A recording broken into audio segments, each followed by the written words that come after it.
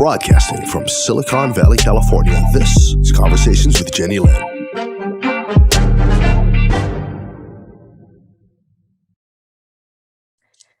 Do you love great wine? And do you enjoy the ambiance that goes with it? Well, today I have a treat for you. I have what I call one of Bay Area's best kept secrets to share with you. It is my favorite winery, and it's called Regale, and it's in the Los Gatos Hills, and it's my favorite escape. Most recently, I was fortunate to meet the owner, and I thought I would invite him to share his wonderful winery with you on video. And hopefully, sometime soon, if you live here, you can go experience it in person. The owner of the Regale Winery, of which we are discussing today, is Larry Schaadt. And today I'm excited to share his winery and him with you. Welcome to the show, Larry. Thank you. It's nice to be here. It was a long introduction, but I had to tell them. I couldn't keep them guessing. So you have what I call, and I always tell my friends, is my favorite winery. And you are the owner of it, and you've put so much thought into all of the detail that goes with making it such a fantastic, accessible place that I wanted to share you with my viewers. I appreciate that. Well, you're welcome. Tell us about Regale. Tell us how it got started. Well, I started building about 13 years ago, and a little over 13, and it's been open now almost 11 years. And it really came from a sudden inspiration. I had built a vacation home down in Carmel Valley, and a friend of mine helped me put together a small little winemaking facility on the property because I was building it from ground up. But it was just a hobby operation. It wasn't to be a regular commercial winery. And so we set that up and planted some Pinot grapes and Chardonnay grapes. And up until then, all I had ever done was be a customer on the other side of the counter, visiting wineries, enjoying myself, figuring out which ones I liked best, just like anybody else. But at the time, I was in the building industry. I was a builder. And so the thought of building something wasn't too terribly daunting because that's what I was doing anyway. And I happened to drive by this property, which was about 10 minutes from where I live. And I saw the property for sale. And the first thing that came to mind was a winery. And it's probably because I was driving home from my place in Carmel Valley at the time. And I really liked what I was doing there for a few years. I had a consulting winemaker out of Napa helping me out, giving me guidance. And but I always thought every time I would drive down there, I wish it was a little closer to home in Los Gatos. And so I drove by on the way home. I saw the property, it was for sale.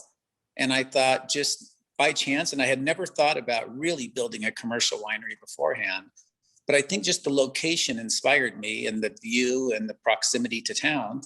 And so I inquired and, was able to purchase the property and get the permits and kind of build more of a dream winery. If I was going to own something, what I would want it to look like.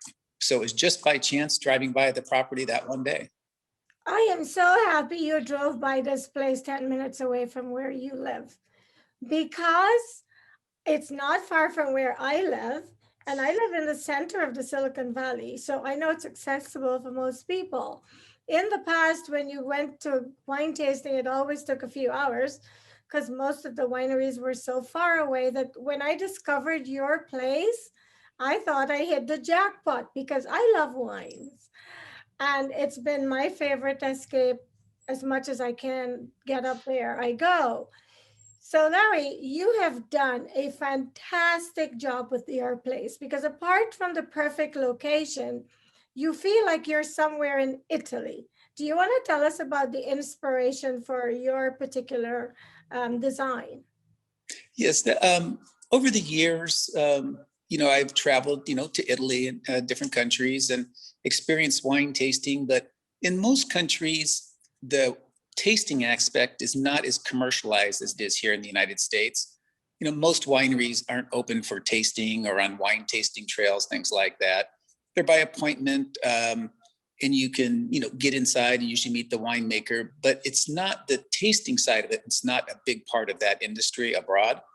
So what I wanted to do, and that was part of my vision when I saw the property driving by, is I wanted to build a destination winery, not a big operation. It turned out to be bigger than I had originally planned, but not a big operation, but a destination where people could go and relax, have a good time, be close to town, but feel like they're in a different country. And really the geography up here lends to the kind of the feel of the Tuscan hills.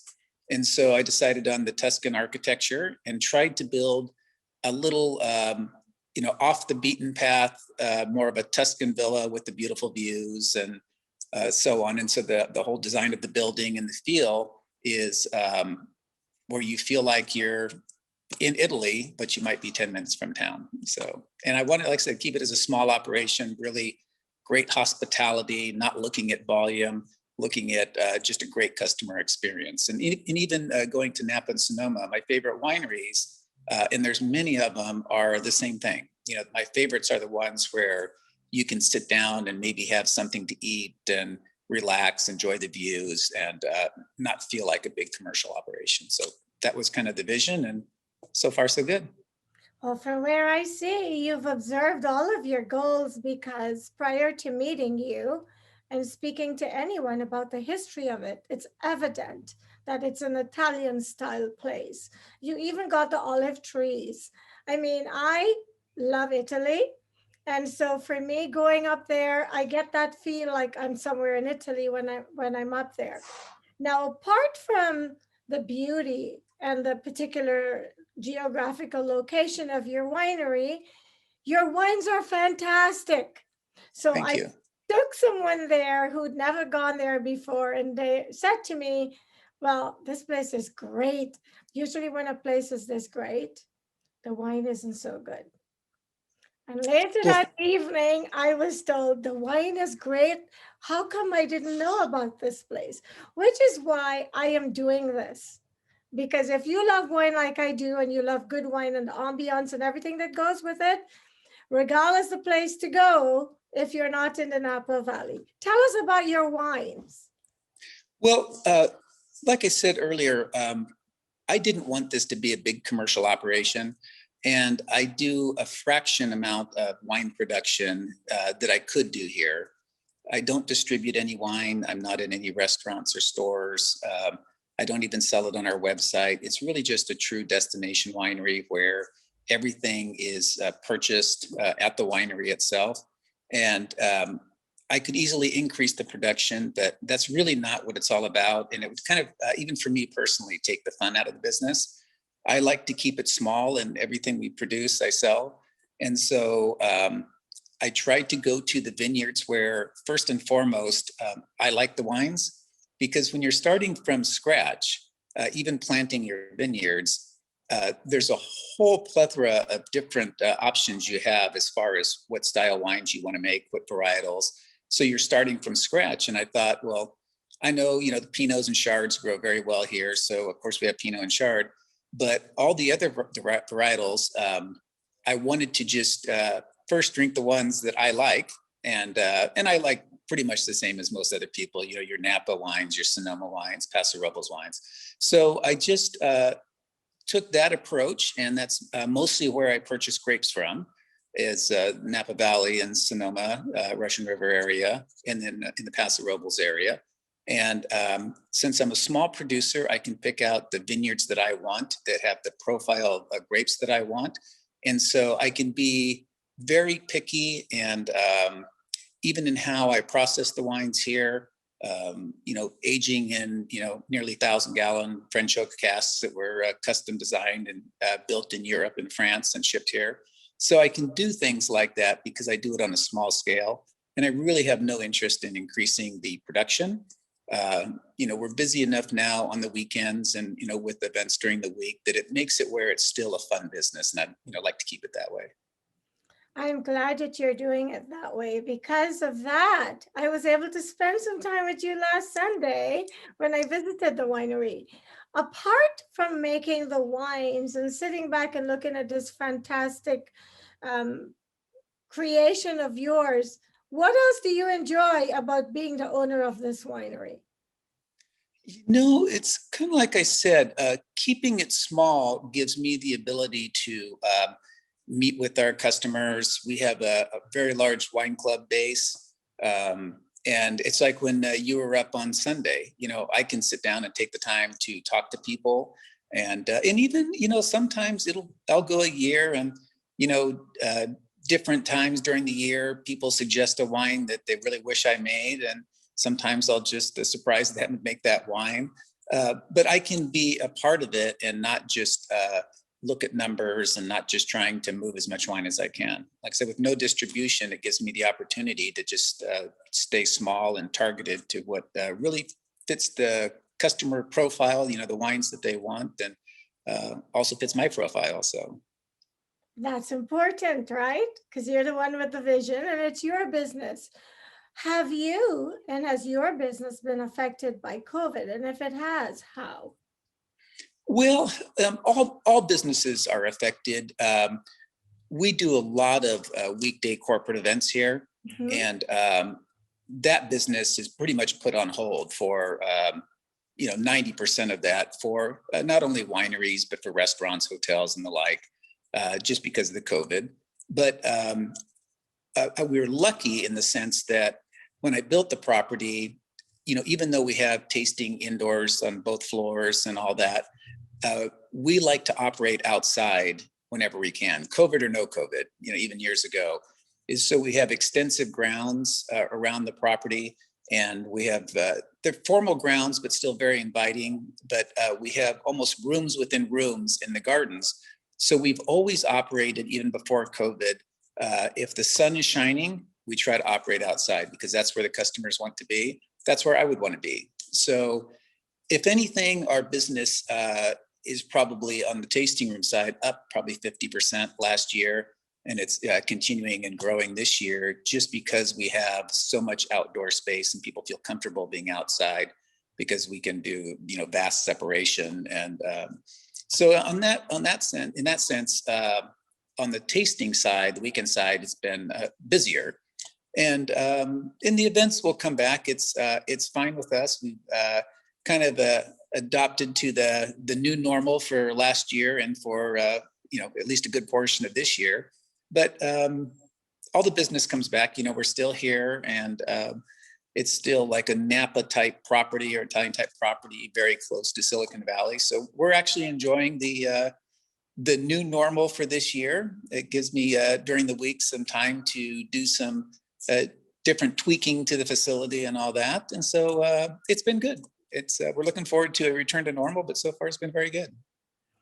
And I must tell anyone watching this, I've been there during COVID, and the only thing is bundle up because you have to sit outside and sometimes it's windy and chilly. Otherwise, you can't go wrong at Regale. Tell me, Larry, for someone who's never visited, what would they want to make sure they try when they're there, which variety, and what they want to make sure they don't miss?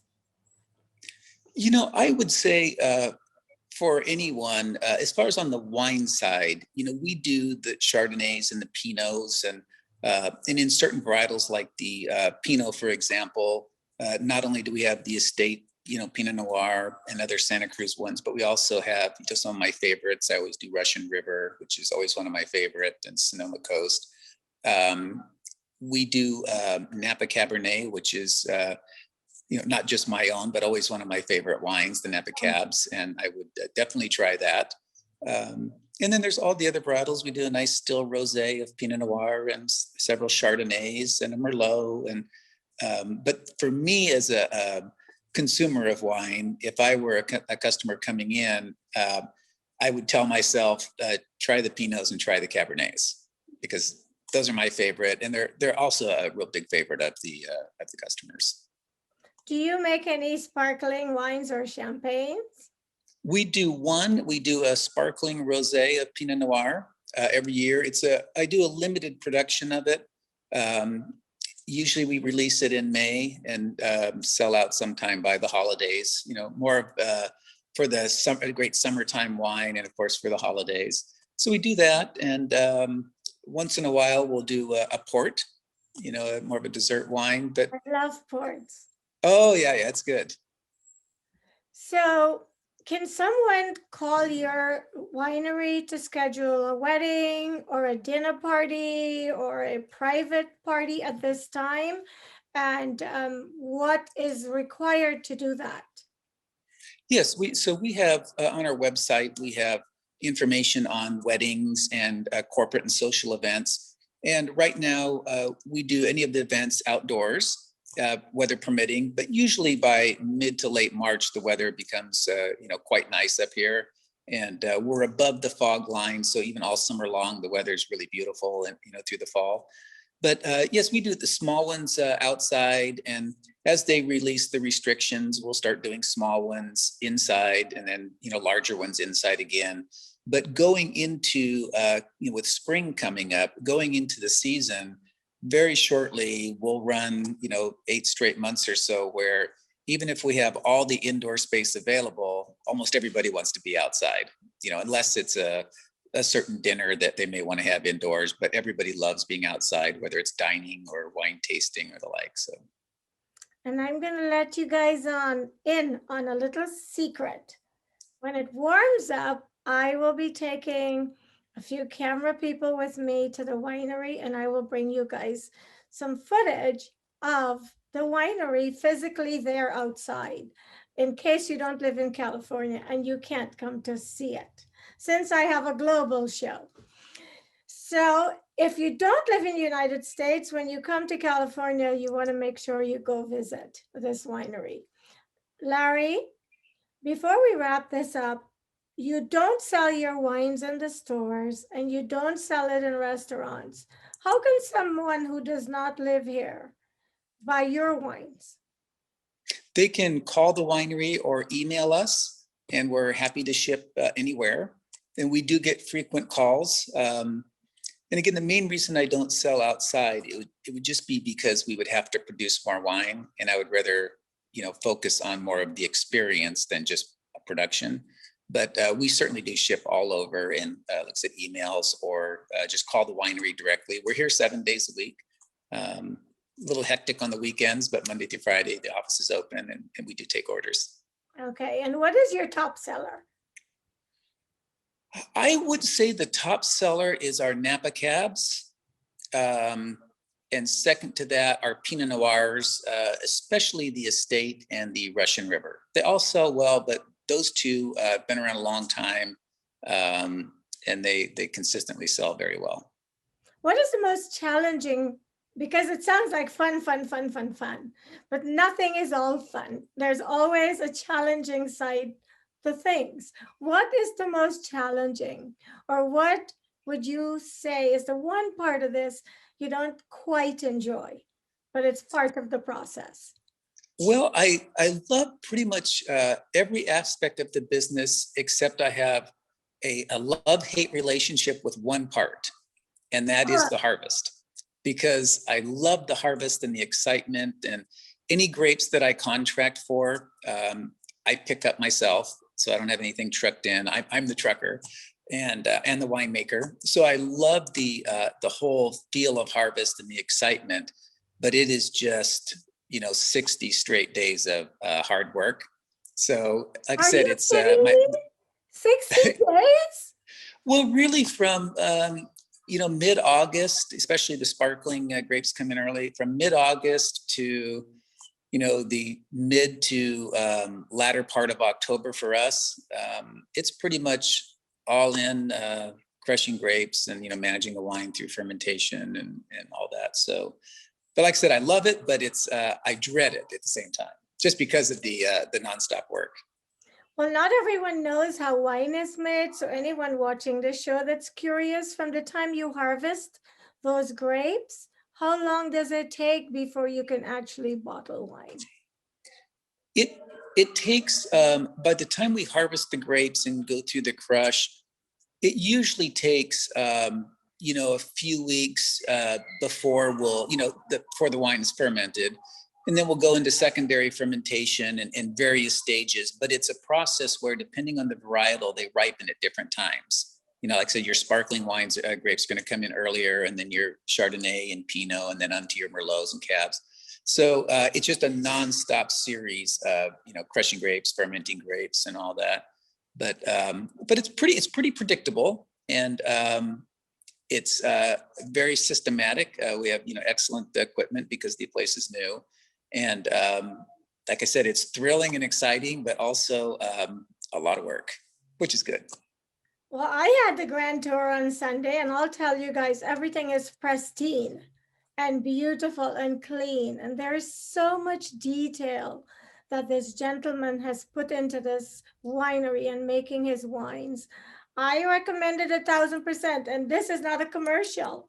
This is just me expressing one of my loves, and it's that winery.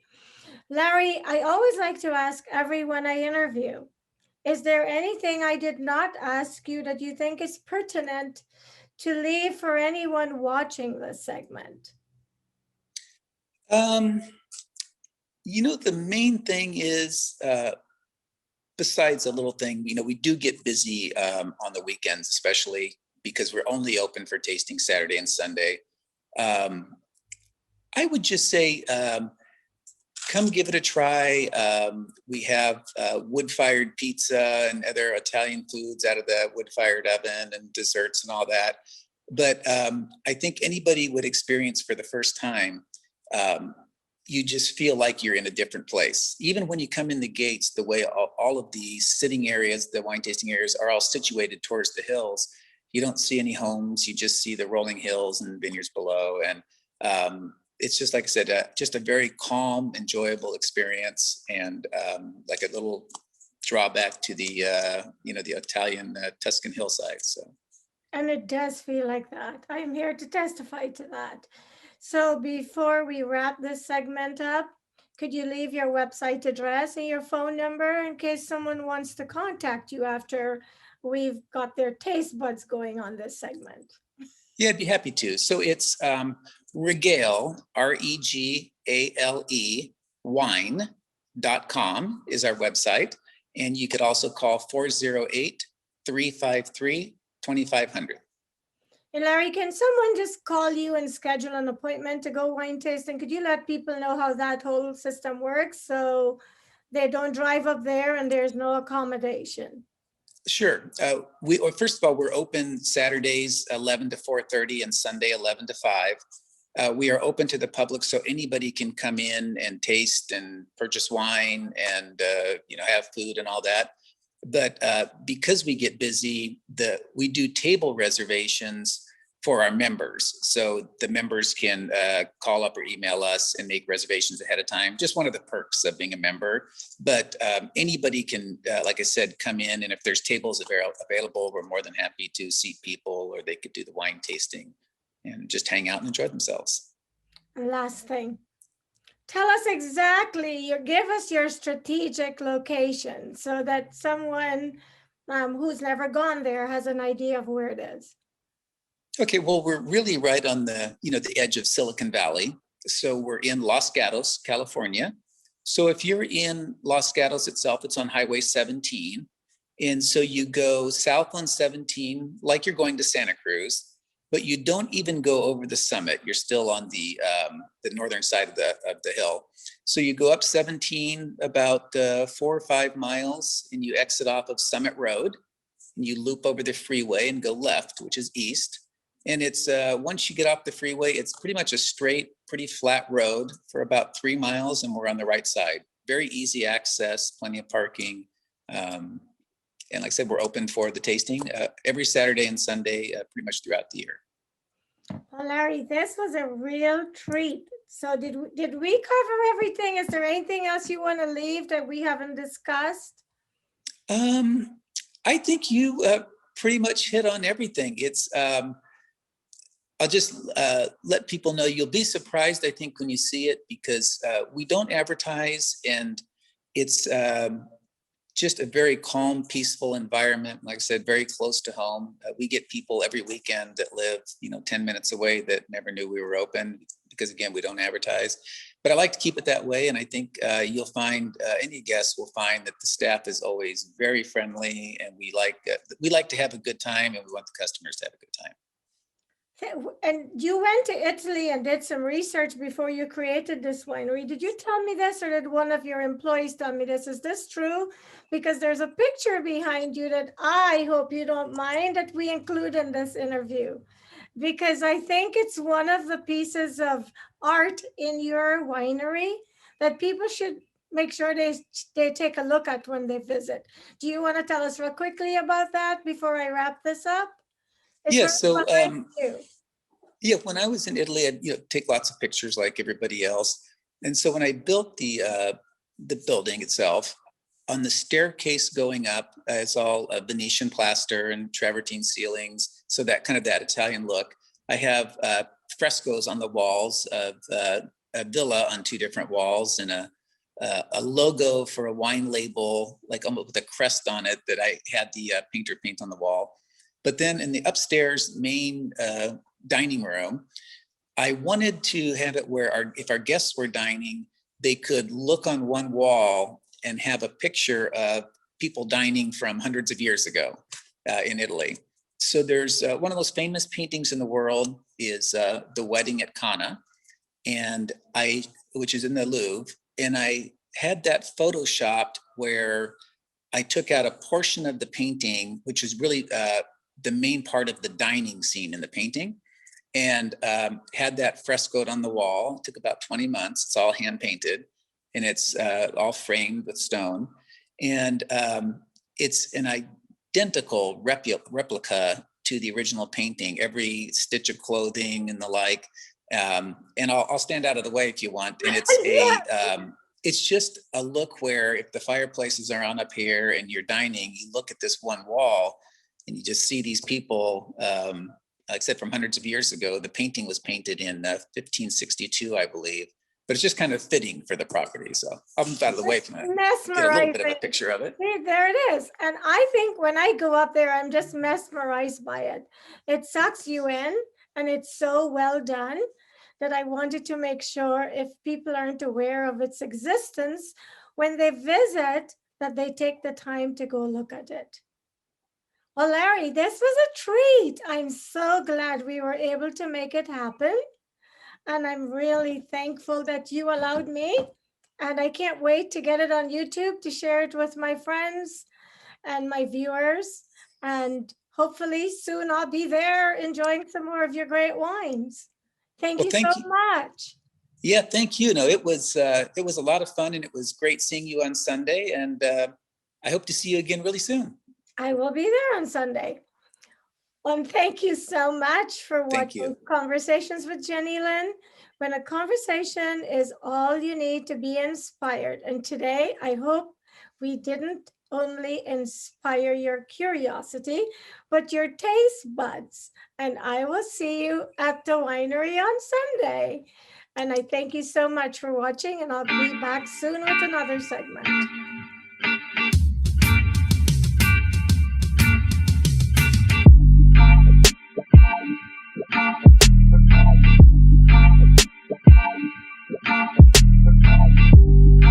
Broadcasting from Silicon Valley, California, this is Conversations with Jennylyn.